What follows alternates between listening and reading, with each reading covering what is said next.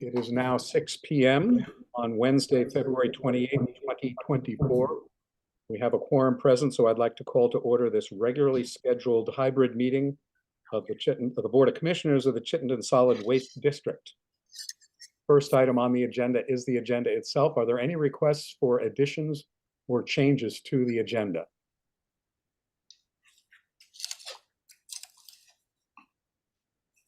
I'm hearing none and I'm seeing none. Therefore, the agenda will be followed and accepted as presented in the board packet. Item number 2 on the agenda is the public comment period. Are there any members of the public present either in the CSWD office conference room, via phone, or via Zoom who wish to make an address to the Board of Commissioners?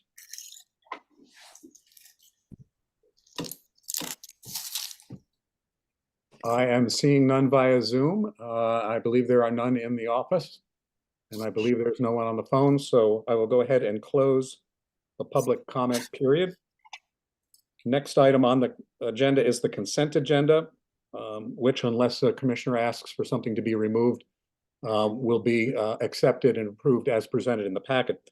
Consent agenda consists of the minutes of the January 24th, 2024 board meeting, program update memo, executive director update memo, finance report, an approval of a contract award for hazardous waste hauling, the authorization to include the new MRF that will soon be under construction in the district's solid waste implementation plan. Also, an item to approve a contract for the Williston Drop-Off Center to build a maintenance lean-to, and also to approve a contract extension for the Burlington Electric Department McNeil Wood Waste Depot.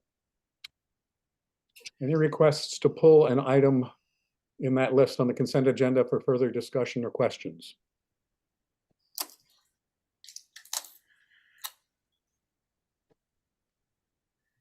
I am hearing none. Therefore, the consent agenda will be accepted as presented in the board packet. And we're already to move on to item number 4, which is the main event of the evening. Information and discussion on the solid waste management fee. This is an important part of our overall district revenue. It's an important part, and some commissioners, including myself, took a long time to really get my head around what the solid waste management fee is all about. So this is a great opportunity for us all to have some education and also learn more about it and potentially have some discussion. So with that, I'll turn it over to Sarah to lead us through this conversation. Okay, very good. All right, so we're going to assume that I can, let me just show you how to do it.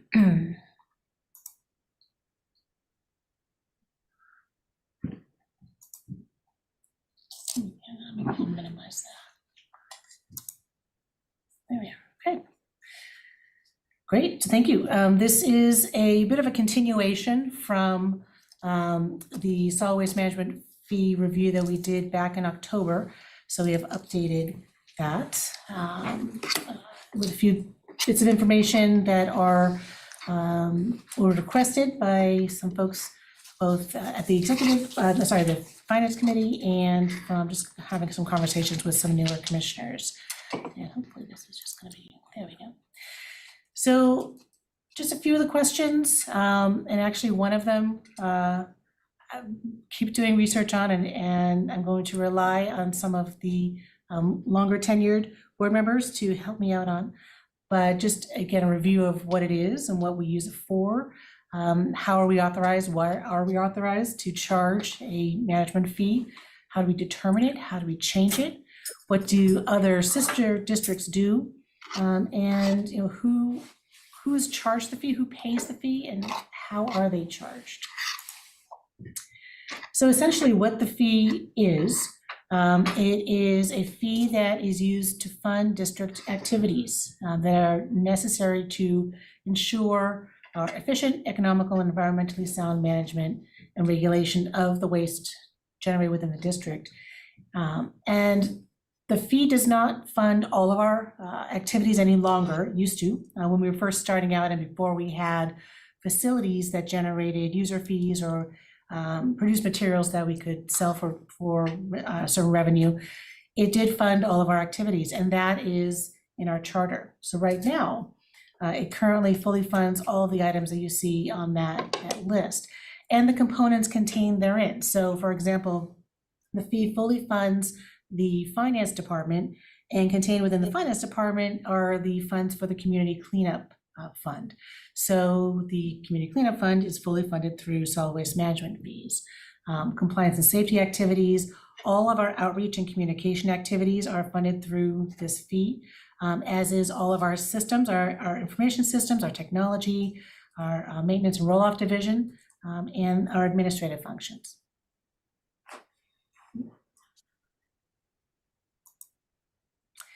And so this is an update from October. So I put in the unaudited revenue from fiscal 23, so you could get a sense for kind of what the component of our overall revenue is the solid waste management fee. So, and again, it is our administrative fee. And what it is charged on each ton of trash that's generated in Chittenden County that is then sent to the landfill for disposal. So it is not charged on recycling that goes to the MRF. It is not charged on food scraps that are sent to the organics recycling facility. It is just on that material that is disposed of in the landfill, or I don't know that there's much that goes out to incineration. There used to be occasionally some that went out to incineration, but it is mostly the material goes to the Coventry landfill. So currently we are charging $27 per ton, and in doing some historical research, we've only increased this fee twice in our history. And so since we started the district. So it's currently 27, and last time we increased it was in fiscal 13, up from $22 to 27. At the time, we had intended that to be a 5-year fee. So we were intending to take another look at it and possibly raise it again in fiscal 18 or 19. And what we do is we do take a look each year and see if the revenues are sufficient to meet the needs. And we did that in each year, and we determined that we did not need to increase the fee, that the fee was sufficient for what we needed to be doing. And the makeup of the fee as a percentage of our overall revenue changes each year. So, and it is very much related to the component of the whole. So it's a portion of, again, our fees are, our revenue from user fees, which are tipping fees, so fees that are charged at drop-off centers or at the materials recycling facility or at the organics recycling facility. That is, you can see, is the largest component, and that has not always been the case. In some years, the solid waste management fee portion has been over 30%. As you can see in fiscal 22, it was down around 21%. The big swing tends to come in that material and product sales piece of the pie. So in fiscal 22, we were coming off a roaring year at the MRF where we made more money than we had expected in the sale of commodities. And this past year, that re-leveled itself out. So it was not as large a wedge of the pie. We have not set, as far as I know, recently a goal for what the portion of solid waste management fee as a component of the entire pie should be. I know we've talked about it over the years every now and then, saying we want to make sure that it's no more than X, but I think the reality is that we don't control to a large extent what we can receive, particularly for the recycling, because it's sold on the open market. We just don't control that portion of our revenue. We are at the mercy of the general market. So it's not a clear science in that respect. But that is last year's, again, unaudited version. And again, how can we do this? What is our authority? And the authority first stems in our charter.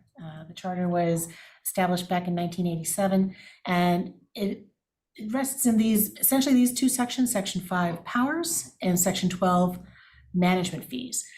So I highlighted in a part of the management fees section because I think it's important that we remember that sometimes you'll hear out in the world, why isn't this should all be free? We shouldn't have to pay anything for this. And yet in statute, and that is what our charter is, it is essentially functioning as a law. It says that, and further references Vermont statutes, that generators of waste, all of us, should pay disposal costs that reflect the real cost to society of waste management and disposal. And that is what we are attempting to do in how we approach how we set our fees and why we set them the way we do.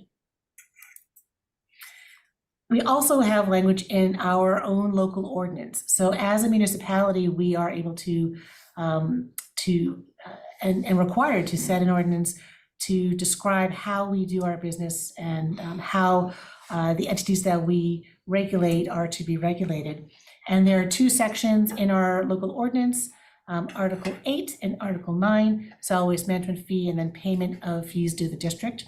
And this is where the fees are established. Article 8 states the fee specifically. It says the solid waste management fee is $27 per ton. So that is how or where that fee is set. Because the fees are specifically named in the ordinance, they can only be changed as part of a formal ordinance amendment or ordinance change process. And we'll be talking more about that over the next month or so. Other districts do have this fee in, or have a mechanism in the ordinance. Some have a fee in the ordinance, others don't. One of the questions that was asked recently was, well, what does the fee pay for? And this is, again, based on kind of unaudited numbers from last year, and it's a rough kind of amalgamation of where the fees went to. And you can see, hopefully you can see that, hopefully it's large enough. But the bulk of the solid waste management fees will be flowing into reserves from last year. And the board a couple of years ago authorized an establishment of a priority funding of our reserves and a maximum to some of those funds. So the solid waste management reserve has a cap. And that cap has been reached. So the excess revenue that is not used for the other programs is then going to flow into the next reserve down, which is also capped. So it will flow to the next reserve down and so on. And that is usually done at the end of the fiscal year after all of the bills are paid and after we've been, I think it's prior to us being audited, but then we get the final resolution of how much goes into each reserve flow. So, but of what was generated, this is kind of where the fees were used. So, as you can imagine, it was designed to be used for administrative purposes. That is where the bulk, aside from the reserve, where the fees are used. So, and again, who pays? All generators of solid waste in Chittenden County pay in some form. So it is essentially, can be seen as a tax, although we don't call it a tax, we call it a fee, but because there is no escaping this fee, we can consider it a tax. And the fee is generally, all the time actually, not even generally, incorporated into the bills that haulers charge their customers. So it's a component of that fee. The haulers are charged charge the fee at the point of disposal, whether it's directly at the landfill or at the transfer station. And then generally it's Casella who is remitting those fees to us because they run both the landfill and the transfer station. And then we also pay this fee. So for materials, the trash that is collected at our drop-off centers, for example, we pay Casella to dispose it at the transfer station. So the bill that Casella sends to us incorporates our own fee into that bill. As part of Casella's contract for operating the materials recycling facility, they are responsible for paying for the disposal of the residue that is generated at the facility. So that fee is incorporated into that processing fee. And this is an example of some of other sister districts and kind of what they do. So in Addison County, They charge $35 a ton. They do have, well, the largest solid waste management fee, unless you combine the per capitas, but they don't charge a per capita fee, and their fee is established through their budget process each year. Central Vermont has two fees, an administrative fee, which is essentially their solid waste management fee, and their fee is currently $30 a ton, but they also add an additional per capita fee of $1.43 a ton. Northwest, similarly, they call theirs a franchise tax. So they have that base tax in their ordinance at $15 a ton, but that has been amended over the years and is currently $25 a ton, and they also charge a per capita fee as well. And Greater Upper Valley has two fees. They're calling it a waste generation fee, essentially a solid waste management fee, at $23 a ton, and that one has not changed, but their tipping fee, what they're calling a tipping fee, has changed, and that's currently at $15.71 a ton, and they set that through their budget, and that is functioning essentially as a per capita fee. I think that, yep, that is the end. I'm going to stop my share. That was a very, I apologize, quick run through of kind of what the solid waste management fee is, how it functions, where it currently goes. One of the things that, as I mentioned, Amy and I have been doing some research on is how the fee was initially determined. I mean, this predates you, Ellen, and we're having difficulty finding out how it was initially established back in 1992, Amy. So we're still looking to kind of, just for historical purposes, and because a question arose at our latest staff training, well, how do we set that solid waste management fee? And really what we do is we look at the needs in our budget. And one of the things that we're proposing in this upcoming fiscal year budget is to increase the fee from $27 a ton to $30 a ton. And the need this time around, in prior years, the need was due to a decrease in revenue from recycling. There were a couple of crashes back in 2008, and then again in 11, 12, 13, that precipitated an increase. What we're looking at now is needing to beef up our reserves that don't have another source of revenue to generate, specifically the closed landfill reserve. We know we need to beef that reserve up. So we're looking at supplementing that reserve with these additional solid waste management fee revenues, and also looking at ways to supplement our capital reserve as well. But as far as why and how, what percentage, I'm still looking into that, and I will I will continue to read past packets. So questions, thoughts, comments on the fee itself? Sarah, I just wanted to jump in before we open up conversation on it. I'm just going to take privilege to do it. You know, you talk about $27 a ton. I just wanted to share with other commissioners, like, if you take $27 a ton and you divide it by 2,000 pounds in a ton, current solid waste management fee is 1.35 cents per pound. And if the typical homeowner, and I'm just a homeowner, I go to a drop-off center, but if my bag of trash weighs 30 pounds, which I think is actually rather heavy, that equates to 40.5 cents of the fee that I pay to dispose of that bag of trash. To me, you know, that puts it into a context. We may get talking about 27 versus 30, and it's kind of an abstract number, but I just wanted to get out in front of everybody, because personally I think it's helpful, you know, bring it down to the personal level. I don't know, I don't use a hauler, so I don't know what people pay for their weekly or bi-weekly pickup. But again, if you're picking up, or if you're putting out 30 pounds of trash to be picked up in your bin, the cost, the solid waste management fee, is right now in the 40 to 41 cents if you're disposing of 30 pounds. Could be higher, could be lower, but again, I think that's a helpful number to just kind of have in the back of your mind. Thanks, Paul. Thank you very much for giving me that privilege to point that out. Margie, you're up, and then Ken.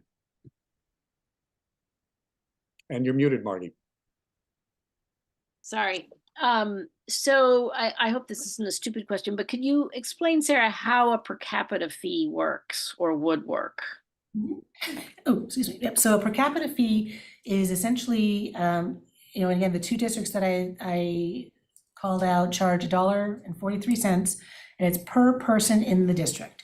So that $1.43 would be multiplied by the members, the population of the town, and then that town would be sent a bill for the total of their members in their town. And that fee is billed probably through property taxes? Yep, most likely. Thanks. That's what I imagined, but I just wanted to be sure. And we paid, the first 3 years, there was a per capita charge for the members of those communities. But we got away from it, and the select boards, at least when I was on the select board, are very glad that there isn't that additional charge that they have to raise through general funds. And it's interesting, thank you, Ellen, you're exactly right. And it's interesting when I go to present our budget to our member town and cities, every now and then, because obviously folks change off the boards fairly regularly, they'll say, I've been looking in our budget and I can't find your bill. And I say, yes, you won't. You won't find a bill from us because here's how we generate our revenue, and it's through other means. And that tends to kind of ease the conversation. But to Paul's point, it's what we do very well, and we do very affordably and economically, and I think our member towns appreciate that. So Ken, your hand is up, and then Kaylin, and then Bryn.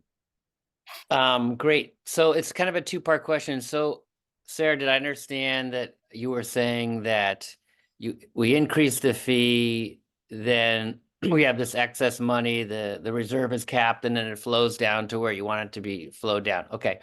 The second part is that you described what the fee is for, and it was things administrative, IT and finance, blah, blah, blah. And it didn't include things like closed landfill in your description of what it's for.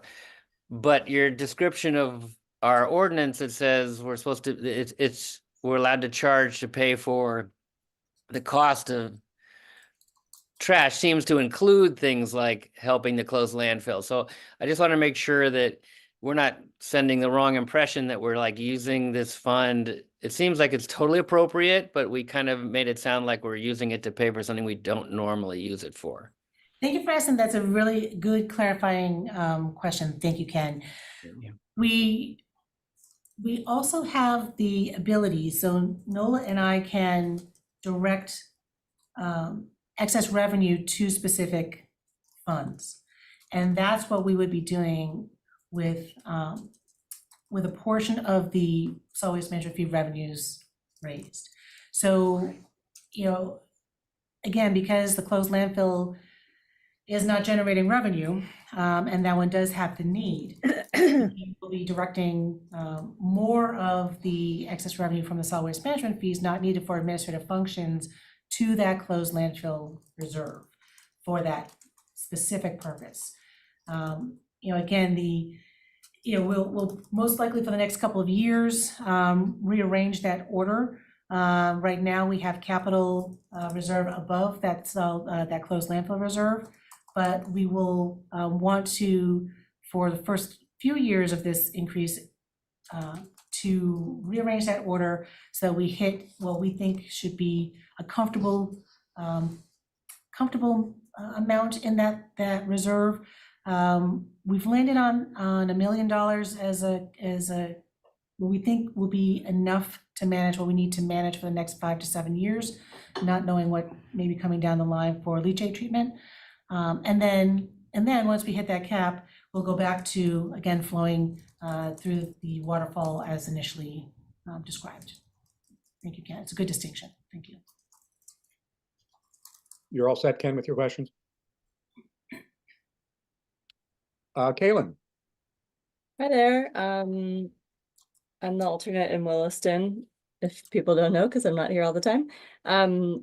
This is a helpful presentation. I am wondering if, like, how much of a factor the unfunded reserves are in this decision, and if other ways to fund them have been considered before this. And then maybe I'll pause. I have a second question.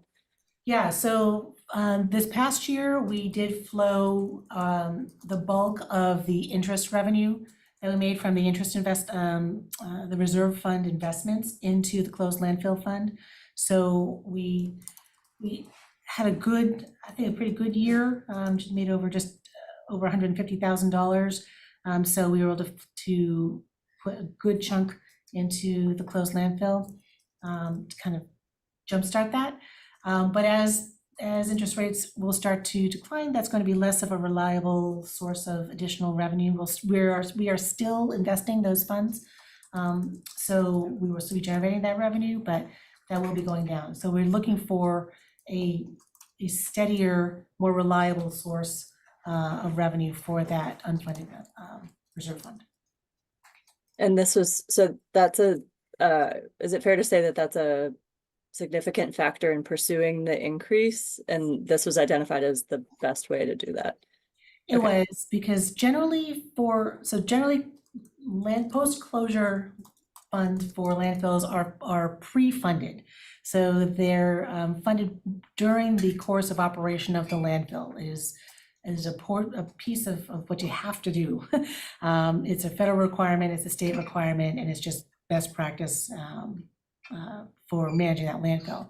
So you have to, you're supposed to put enough money into that closure fund, that post-closure fund, to provide for 30 years of care. So we were doing pretty well. Any landfill manager will tell you can never have enough money in that post-closure fund. And the new factor is PFAS. Mhm. And not knowing what that treatment is going to look like. And we'll find out very soon in the next year, I would assume.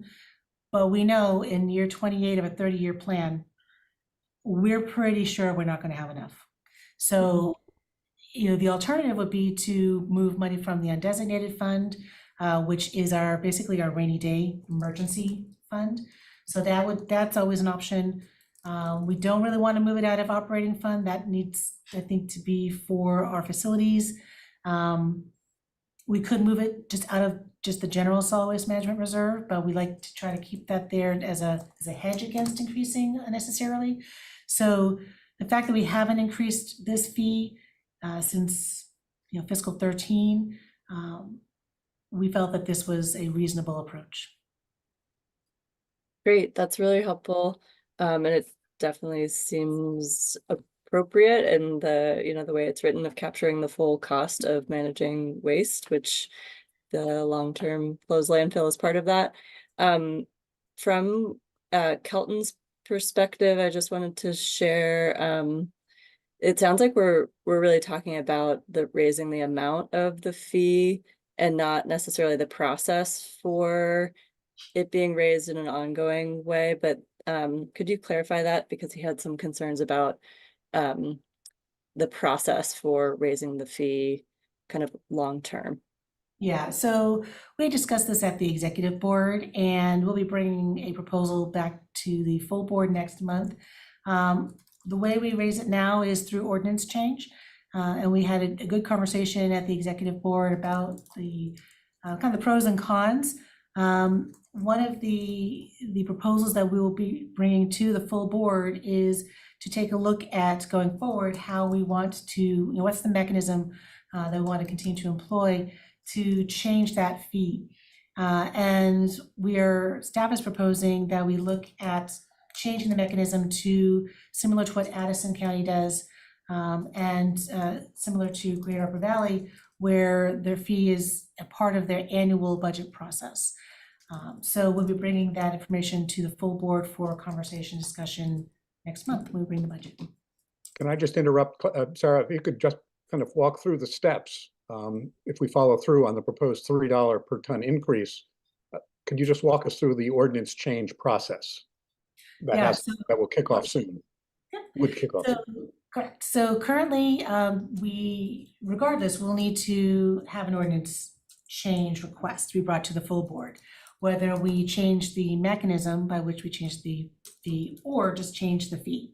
As I mentioned, right now, the fee is stated in the ordinance as the fee is $27 a ton. So if we want to change the fee to $30, we would still need to go through an ordinance change process to say, change that language to say this, the solid waste management fee is $30. So that requires us to go to the board. The board has to authorize language to go out to public comment. It would authorize the public hearing. We would hold a public hearing, and then the board would, the next month, take the responses from that public hearing under advisement, and then either would authorize the ordinance change or not authorize the ordinance change. If the change is authorized, then our process internally has been that we allow for another 45 days before the change takes effect. So we're hoping that any changes that, if they are approved, would take effect for July 1. Thank you. I hope that was clear, the process. We will have an ordinance change process that we will go through no matter what comes forward with a potential change that the board might entertain. Thanks for that clarification. Bryn, your hand was up, and then after that, I just want to go back to the meeting room to see if anybody in the conference room has any questions or comments. Thanks. I might have missed this in your presentation, Sarah. Was there any review of how much inflation has increased since 2013 and how that compares to the proposed $3 increase? I did not include that in there. We have included that in the past, and I will look at that because, as we know, the past several years, couple of years anyway, the CPI has been pretty out of control. So when we did the increases the last time, they were in the 20%. There was, the last increase was about 25%. This increase is, so we're going from 27 to $33. It's just over 10%. So it's a smaller increase than has been proposed in the past. But as far as the cumulative inflation over the past, X number of years, 13 years, I don't have that handy, but I can certainly find out. No, Yeah. I'm sorry to interrupt you, Bryn, but to that point, I wish I had it in front of me, but I did some back of the envelope calculations, and certainly not reliable, but I think that $27 per ton that we're still charging would be in 2013 dollars, probably down around $21. That we'd be if we were collecting that fee in 2013 dollars right now, it would be about 21 bucks a ton. Gotcha. Yeah, I ask purely for context so that when we're looking at like what would comparatively, if we were to raise based off of CPI, how much of an increase would that actually be, like year over year? Like would that be $35? So again, it's just for a point of it's a data point, a reference point. So following up on that, you mentioned at the beginning of your presentation that the 2013 increase had been intended for a 5-year plan. Are you also intending this for a 5-year plan? Well, so that's a great question, and that actually gets at kind of the pros and cons over, do we include this in our annual budget, or do we continue with keeping the fee in the ordinance? If we were to look at it annually through our annual budget process, we would be looking at it from the perspective of certainly is there a need, and because we already utilize the CPI for our wages and benefits to determine the cost of living adjustment, we would then look at using that same index, or there's also a garbage and trash index that the Bureau of Labor Statistics produces, looking at that index. That index talks about any increase or decrease to the costs involved with managing trash and recycling. So we would propose, if we move to the budget process, using those two indices to basically say, if we were to raise this fee, this would be how much we would recommend we not exceed the increase by. It still, we would not necessarily guarantee an increase. It still would have to be, what are the needs in this next fiscal year? So I think going 10, 12 years is excessive. We most likely should have done a deeper dive back in 18 or 19 and really taken a harder look at it. It very likely could be satisfactory for a number of years, but I wouldn't want to guarantee that. Again, we saw what happened over the past couple of years with the large swings in the cost of living and in the consumer price index. So I like having a mechanism, an automatic mechanism that we can, we know we're going to look at this every single year. There's also nothing stopping us from looking at it every single year as part of the ordinance process. So either way, I think we're going to want to go through that exercise regardless of which mechanism we choose. Okay, thank you. I can't see everybody in the conference room, but is there anybody there who would like to ask a question? Alan? More of a fact, Paul. In 13, when we did raise the fee, it was probably the most input that we've had at any hearing. But it was the intent of the board to raise it enough so that there was money put aside in years 1 and 2 that would be able to pay the required increases for the other things that we fund with it in years 3, 4, and 5. And the haulers, even though it seems like it's a very small number, the haulers felt that they liked that proposal because we were going to keep it fairly steady, or we were going to keep it steady for 5 years, and they would not have to go out to their clientele and get a raise every year to match whatever it was. But it worked out really well for us because we've kept it constant for much longer than that, almost twice that long. Thanks for that bit of history, Alan. Leslie, Ken, I see your hand up was up first, but I want to give Leslie a chance to ask her first question, and then we'll go back to you, Ken. Yeah, I know this is probably premature because we will be having a conversation with the board, as Sarah just said, but building in annual reviews or annual increases makes me a little nervous because it's a disincentive to efficiency. If you think all your cost increases are going to be covered, all you have to do is change the ordinance every year. That is a concern of mine. We need to be looking at building in incentives to cost management.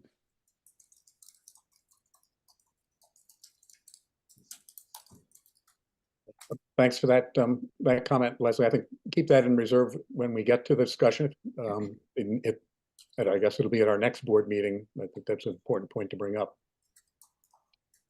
Ken? This goes to Bryn's question, sorry. I just pulled up the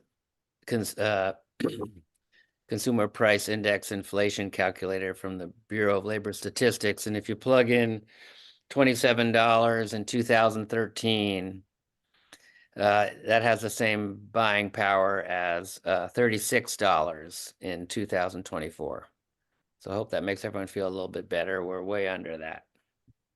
Yeah, I was kind of anticipating. Thanks for looking that up. Yeah. Margie? Yeah. So, Sarah, I was interested, in your point, and I agree. People often think, well, why are we paying for this? It should all be free, but, we're producing this trash. I'm wondering whether there's, and I didn't know whether any of your presentation focused on the, food scraps versus trash. I mean, this is being paid on every ton of trash that goes to the landfill, and 30% of that tonnage is, if I have it right, material that could be diverted to, organics recycling. And I'm just wondering whether there's any possible incentive effect of raising it to encourage more use, more diversion of food waste. And I get this question a lot, and I struggle with a good way to explain it. So if it's not making sense, definitely give me some feedback, because I want to keep trying to find better ways to explain this. It's, if you get your trash picked up or your food scraps picked up at the curb, it's not a linear reduction, right? So you're going to pay $27 a ton, kind of regardless of your efforts to reduce, because you're probably getting your collection once or twice a month, or maybe 4 times a month, and you're paying that $27 a ton baked into your monthly bill, whether you're putting out 1 bag of trash or 4 in your cart. I think where there's an incentive is at our drop-off centers, where you are controlling how many bags that you're bringing in. So customer who goes to our drop-off center pays for 1 bag $8. If they can reduce the amount of food scraps are in that $8 bag and can pay for the $3 bag, they have effectively reduced their portion of the solid waste management fee. So at the curb, no, not really. At the drop-off center, better chance, yes. Well, except at least my hauler charges a separate fee for the food waste. And yeah, so you're not paying anything at that food waste. That $27 isn't charged there, but it is still baked into your trash bill. So if you put out 1 bag in your cart or 5 bags in your cart, you're not paying the $27, your portion of that, the few cents on each bag. You're paying for the cart, essentially, whether it's full or not. This is why I need some help in explaining this. So I'm glad I'm. Right, but if the cart were less full over time, because I put more in the food waste. Yeah. In other words, Matt has possibly another take on this. I'll say hello to the board and thank you. My name's Matt Lawless. I'm the alternate from Shelburne, new to the town manager job here last summer. So I have the fresh new resident perspective, figuring all this out and setting it up. And I see a couple things. First is that this fee is much lower than I thought it would be. Coming from the South, Virginia and North Carolina, I'm used to landfill tipping fees being substantially higher than this. So this is a rare example of Vermont cost of living being surprisingly low. It doesn't feel offensive to me to increase it and certainly keep up with inflation. There's plenty of that going on in other service fee adjustments that we've done.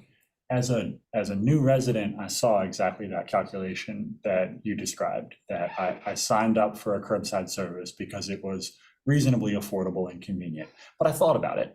And I looked at where your convenience centers were, and I thought, okay, that could be my lifestyle. And it was close, but I chose the convenience.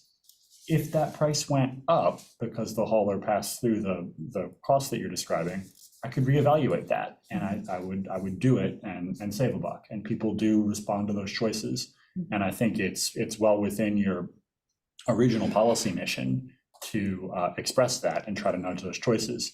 Indeed, you've been describing the uses of these funds as driven by your budget, when the original policy intent in the law was to capture the total social costs of all of these waste management impacts. So we're not yet measuring or capturing overall societal impacts and trying to offset them. You're just paying the bills. So I commend you, by all means, pay the bills, build up reserves, but it's okay to send a stronger social signal too, and you'll change behavior of people like me.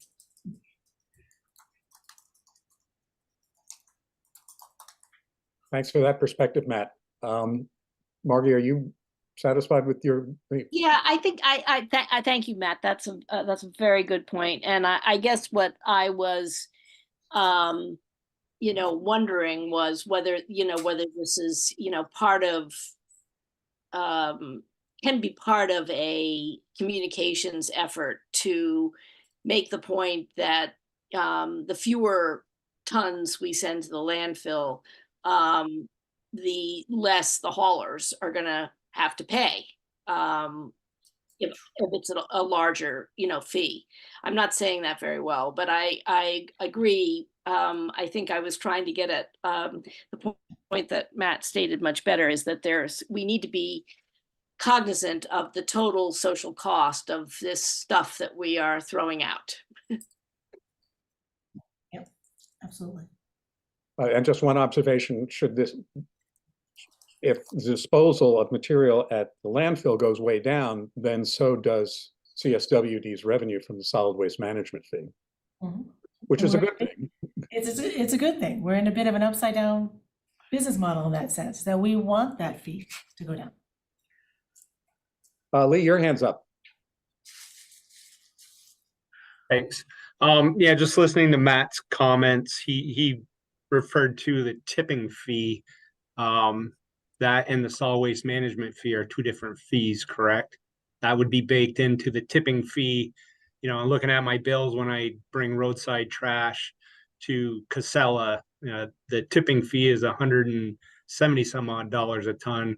Doesn't specifically say in the invoice, that there is that solid waste management fee in there. It refers to it, but doesn't give you an amount because you're paying based on tonnage that you're dropping off. But I think it's similar to our solid waste generation tax that we have in the city of Burlington that we use to fund our recycling program. So all the local haulers that pick up trash at residential units in Burlington pay the city a solid waste generation tax per residential unit per month. And a lot of our residents don't know they have that tax because it's not seen in their bill. So it's kind of similar to the solid waste management fee, I think. But Yeah, just wanted to get that out there to see if maybe it'd help clarify, Retract my previous praise. 110 is not a good price. Yeah, it is wrapped into the overall fees. Yeah, it's not called out separately. And the state franchise fee is also in the tipping fee. Yeah, there's an additional $6 a ton that has not changed ever. And that $6 a ton that is charged on all tons going to landfill, that is remitted to the Agency of Natural Resources, and that is used for grants and for agency support, but that is also not called out on the bill. They could also use an increase. More questions, folks? Rick has a question? No, he doesn't actually. Sorry. It's a proactive request because the purpose tonight is to discuss the solid waste management fee and not how much it is. But at the point that we bring a prospective increase to the board, I would appreciate seeing a projection of at what point we would get the closed landfill reserve to $1 million at $27 versus $30. Okay. So I have a philosophical question that I continue to be confused about, and it may be a sneak preview of a further discussion on increasing the rate or how we would go about it. But we've talked about the solid waste management fee, as you've said, it's a fee or a tax.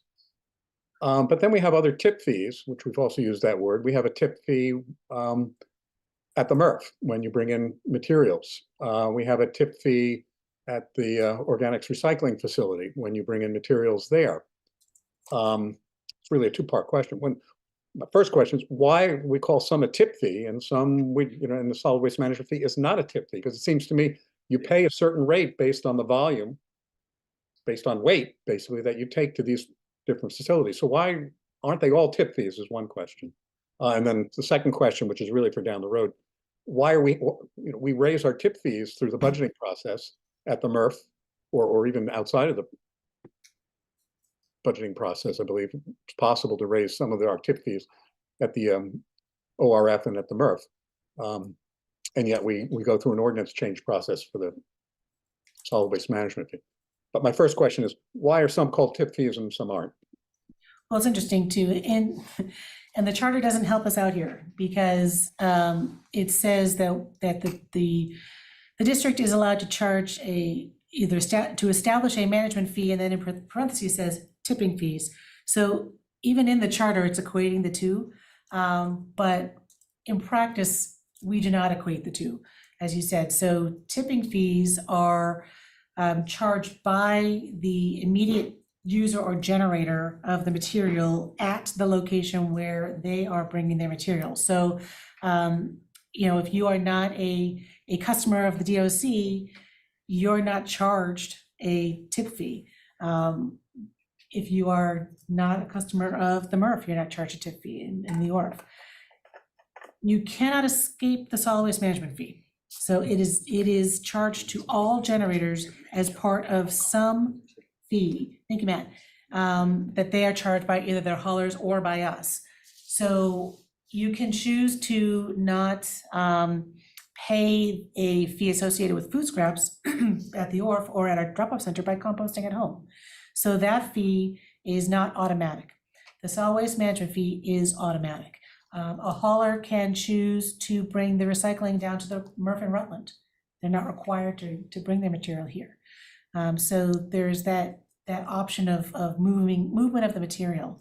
But once material is designated for disposal in the landfill, that is the only place it's going to go. And that material is charged that essentially tax on trash. Okay, I think I got it. Alan has a comment. Yeah, a comment, Paul. At one point, we were trying to ensure that those activities that had tipping fees, the tipping fees paid for the service that we were paying for them to have. And that the management fee was paying for those other activities that didn't have,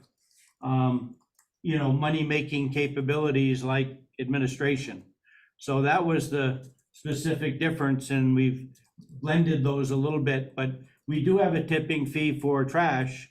And then in addition to that, we have the solid waste management fee that goes on top of that cost. So we do pay, so our customers are paying that $27 a ton, the portion of it in their tipping fee to us. At a drop-off center. At a drop-off center, yeah. And I'd want to be clear, the tipping fee in Coventry is established by Casella, not by Correct. CSWD. That's right. And how often do they change their tipping fee? That's a good question. I mean, we have a contract with them for what we pay at the transfer station. So if you don't have a contract with Casella, presumably they could change the tip fee really whenever they need to. We know that they tend to change the tip fee at the MRF in Rutland, which they own and operate on a monthly basis. And I'm guessing unless you have a contract with them. So it's a privately held facility in Coventry, so they can change prices whenever they need to. Thank you. More question and discussion on the solid waste management fee.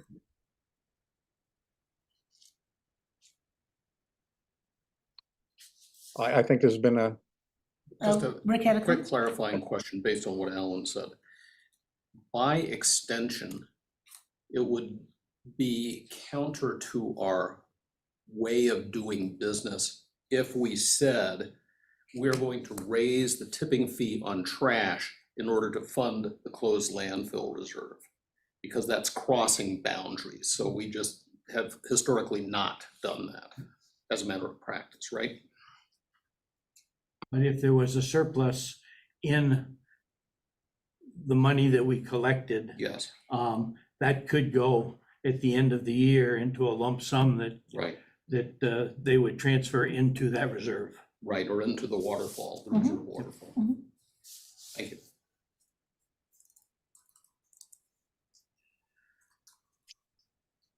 Any other discussion? I hope for all commissioners this has been beneficial and illuminating, perhaps a bit confusing at times, but it's a complex part of our operation. I think then we're ready to move on to the next item on the agenda, which is other business. Is there any other business to bring before the board tonight? Paul? Yes, Alan. I have asked this question before and I can't remember the answer. But the construction debris that Myers disposes of and the organics from Chittenden County that Casella takes someplace. Do we get those numbers from those folks so that we can include it in our, okay, thank you. Yep, we get the numbers from Myers. I'd have to double check with Josh to see if Casella is reporting, you talked about the depackaging facility, if they're reporting those numbers, I'm not sure, but we do get the numbers from Casella, from Myers for their C&D. Would help our exactness of our recycling efforts. Yep, we definitely to make sure that we have the total picture of diversion out of the landfill, yes. Thank you. Thank you, Paul. It's really Alan. Paul, I have another item for other business, if you could. Go ahead. So you'll be, the board will be receiving from either me or from Jen Holiday a request for, if you are feeling comfortable, to send out an email or to call your local senators regarding the extended producer responsibility law for batteries.